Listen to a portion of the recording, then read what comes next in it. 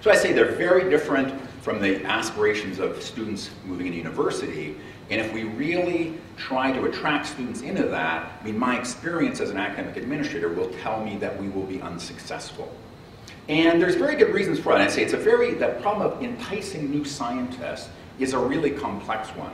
Because I think typically we don't entice new scientists. I mean, we entice a high school student into a broad area, and then soil science really tries to get them excited about soil science once they're at university. And then a small proportion of those will go on to become research scientists. But the great majority want good career preparation and a good career path. So if all we focus on is that very small subset are going to become research scientists, I think we've got a real problem with student recruitment and retention, which are the two R's that rule in academic administration. So I say it's a complex problem. So this is a survey of where grads from the College of Agriculture and Bioresources work. And this was from a 5-year cohort. And basically primary production, which means going back to the farm, is about 13%. It's been about between 10 and 15% forever. And so those are the people actually returning to farms. But the employment prospects for our BSA grads or RM grads, plant protection or fertilizer is about 10%. Municipal, provincial, or federal government, the third largest at about 9%. Many of you, of course, would fall in that class as well. So that's, again, a very important class.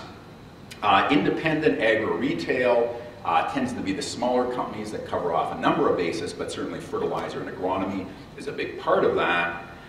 Environmental consulting at about 6%. And I think this would be a much larger number, of course, for University of Alberta, but a very significant number of students going into that, and as well into oil, gas, and mining. So about 10% overall between environmental consulting and oil and gas and mining. So these are the career paths that students in high school are thinking about. And the connection between them and those big issues sort of posed by Henry and his co-workers in that paper are indirect to a certain degree, and sometimes sort of non-existent in a sense. And I think I don't want to rag on students. It's a very sensible decision they're making about being preoccupied with career paths. So this was a study done at U of S last year about the debt load for students, and agriculture is a direct entry college. About half the students in the direct entry colleges report debt, and the average debt's about $21,000. For graduate students, 70% of grad students report having debt, and the average amount is $33,000. So it's pretty understandable why these students would be concerned about a career path, because they have a very severe debt load that they're starting their working lives with. So I'm in no sense blaming students for being career focused, and study after study after study tells us that they are, because it is a pretty sensible economic decision that they should be concerned about paying off their bills. So when we think about the great majority of soil scientists, so this is clearly not a numerical calculation, but really they're employed in Western Canada, they're employed to optimize yields from agriculture and forestry, and very importantly, and we could phrase this in many different ways, but they're really employed to minimize harm from natural resource extraction industries. And that's a very significant employer of our students and of many of you in the room, and of all kinds of related activities. Management of byproducts, transport, processing, pipelines, so on and so forth, is a very important activity for a lot of our graduates, and it's a very significant career path. So the optimizing yields ties in a sense, to food security. I mean, we can see the linkage there in the agricultural sector, but the second one is much harder to fit in to the aspirations of soil science as a discipline, as articulated by Henry and his group, and by the way that many of us would articulate that.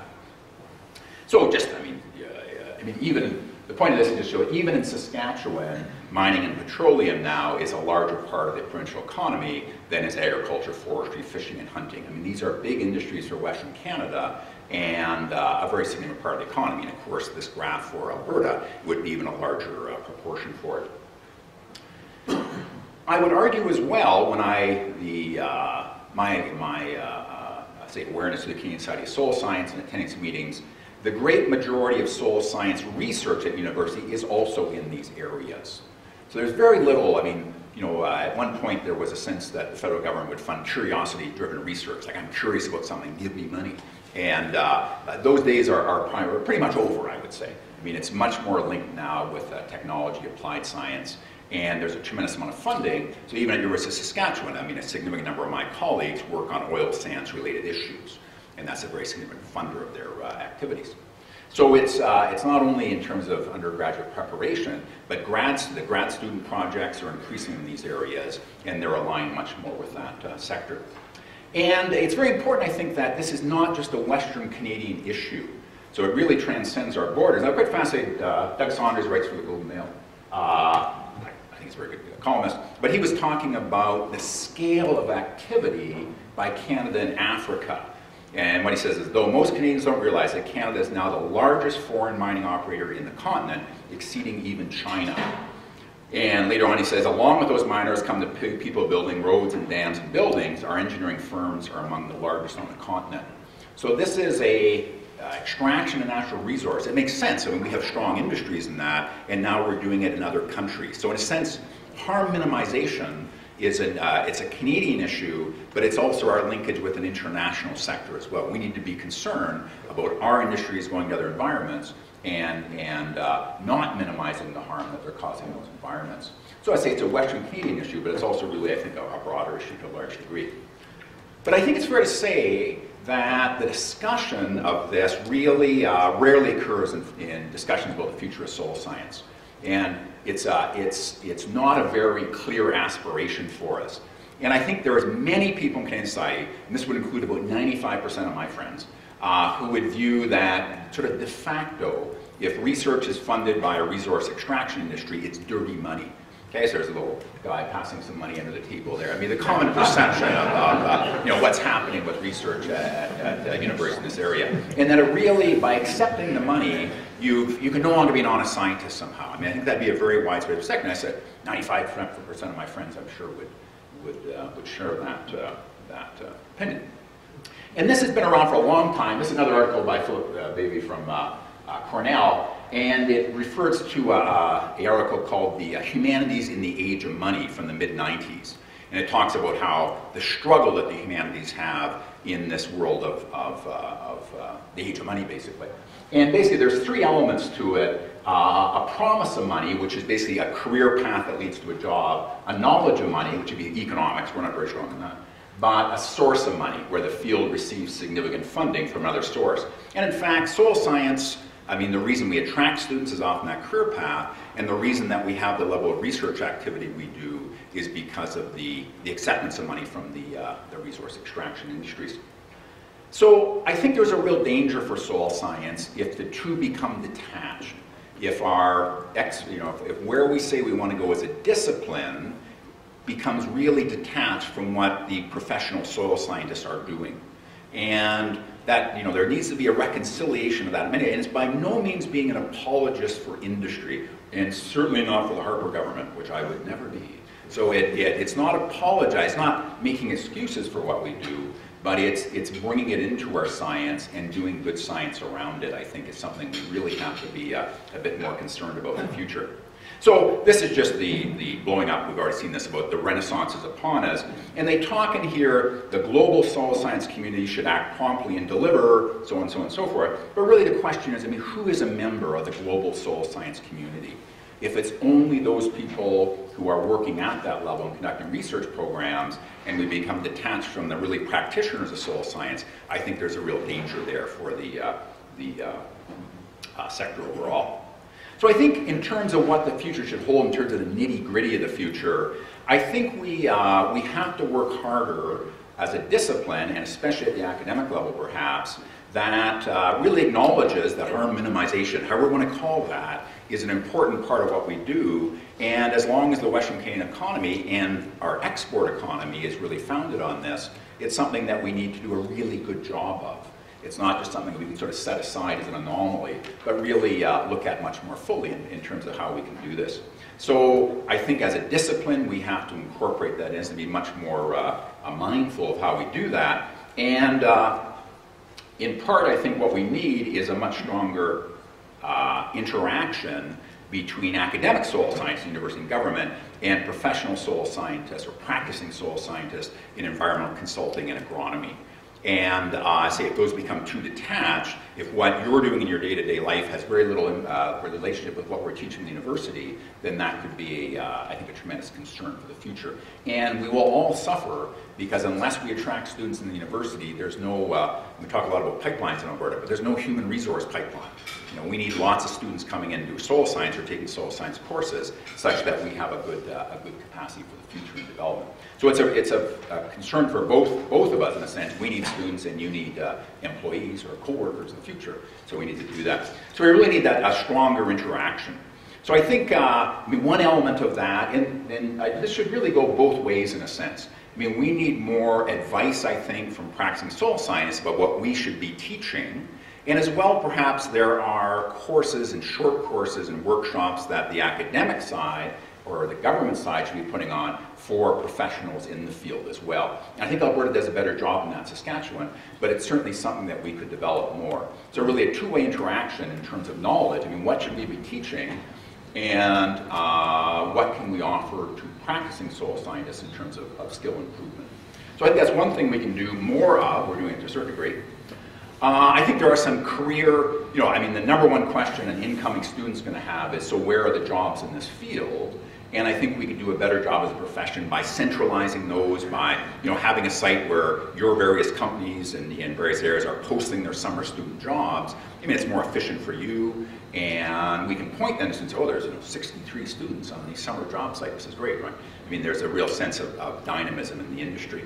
And I don't know we do a great job of that right now, and basically somebody has to do it, as of course as always, but I think that's something we could do better, and there's lots of ways, and in terms as well, I think of what you do in your daily lives, I think that would be a great video presentations we can show in classes, things like that are a very effective way to do that. I think something we need to do a better job of is convincing a lot of private companies, and perhaps even more the sort of oil and gas resource extraction companies, that we need to have really well-designed research to answer their questions. And it should be at a level that can be published in peer-reviewed journals, which is kind of, for better or worse, the standard that's used to judge the credibility, in a sense, of scientific research. So I think I know my colleagues who work in more applied sectors are often basically kind of stuck with a research design that they didn't come up with. It's been, you know, implemented some time ago, and it doesn't really allow credible publications, or arguably doesn't really allow really good science to be done. So I think we have to do a really better job of selling the fact that peer-reviewed science is important for all of us, and it's the best guarantee that the science is honest.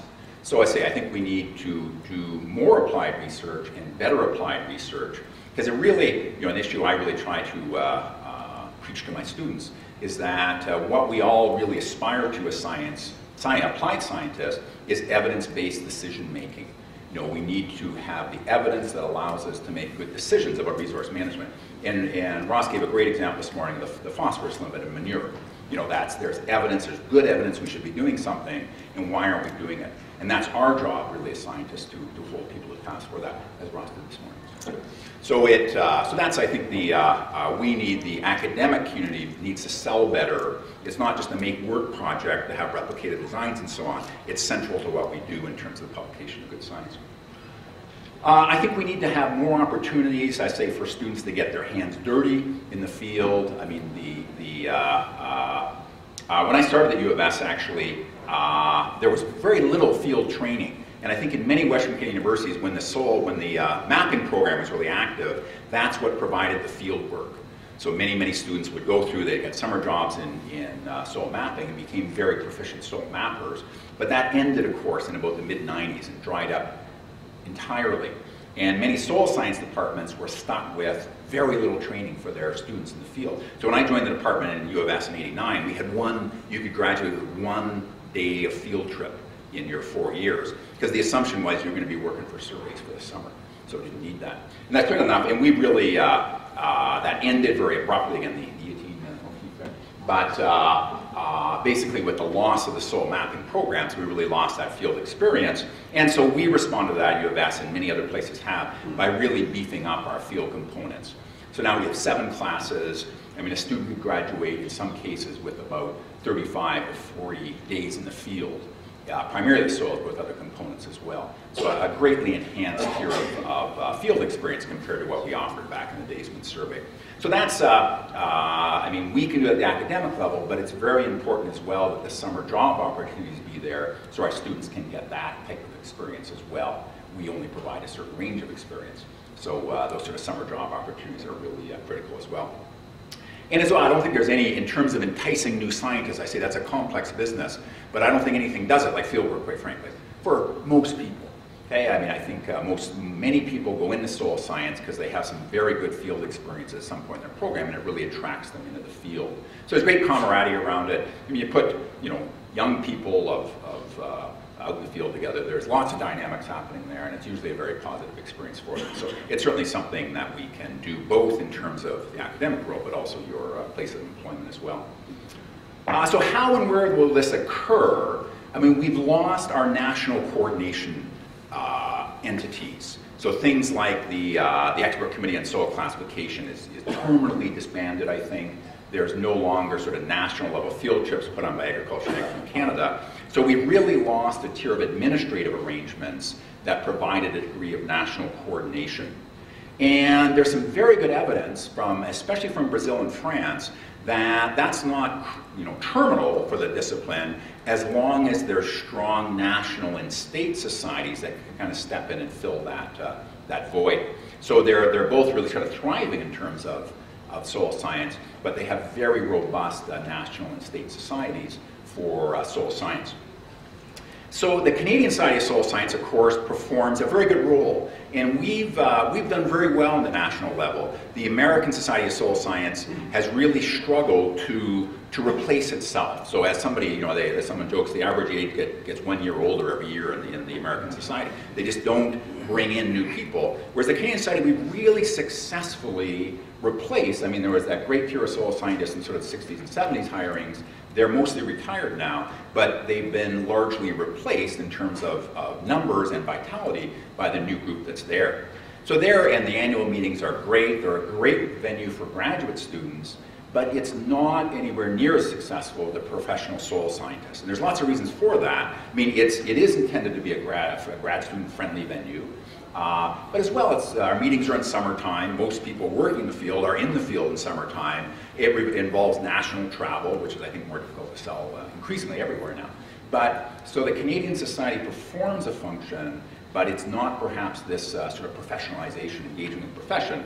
And I really argue that this is where the provincial societies, like this one, is much more successful. So this is from the Pacific Region Soil Science Society, and Connecting Soil Professionals. This is from their website. Your program here talks about professional development for soil science. And I think the provincial societies are really key to ensuring this kind of enduring link between the academic side of soil science and the practicing side of soil science is well maintained. So this is, I guess, since we're celebrating 50 years of the workshop, I mean, that's something you've been doing here for a long time, and I think it's a really important role. I think having a stronger linkage between the National Society and the provincial ones would be very beneficial to all of us. And in my experience, I've spoken at all of these places, so the really successful provincial soil science societies are BC, Alberta, Manitoba, and Quebec. Saskatchewan, we have the Soils and Crops Workshop, as they do in Ontario, but that's much more focused on agronomic issues. So it's really only a subset of practicing soil science go to that. And we have a real void, I think, in Saskatchewan in terms of this sort of entity, and I'd love to see it develop there, actually. But I think the provincial organizations are really the key organization for ensuring this sort of linkage between the various levels occurs, and I think it's really critical that this occurs in the future. So, as I say, there's many elements to getting dirtier, and I say one element that we might want to explore too, and I've talked a little bit about this before. I mean, how do we ensure the credentialization of soil science, right? I mean, its credentials are increasingly important. We know that there's big bullies like engineering credentialing agents and so on that are butting heads with us. And it's very important that we have a strong credential status so that the work we do is recognized and we fend off other organizations moving in. So again, that's something that we have to be participating in much more. So some of those, I say, are sort of, it's not quite as lofty as some of the overall goals for the discipline, but I think if the profession of soil scientists, both in the universities and in the working world, is going to thrive, we're going to have to, in some sense, get a bit dirtier. We're going to have to do much more hands-on work, trying to understand how the work we do aligns with the overall needs of the society, even when they're in areas that are not perhaps as, I say, as lofty or as prestigious perhaps as mitigation of climate change or some of these other issues. But I really think for the health of discipline over the next 50 years, that's the kind of discussions we will have to have on an ongoing basis. So thank you for your attention.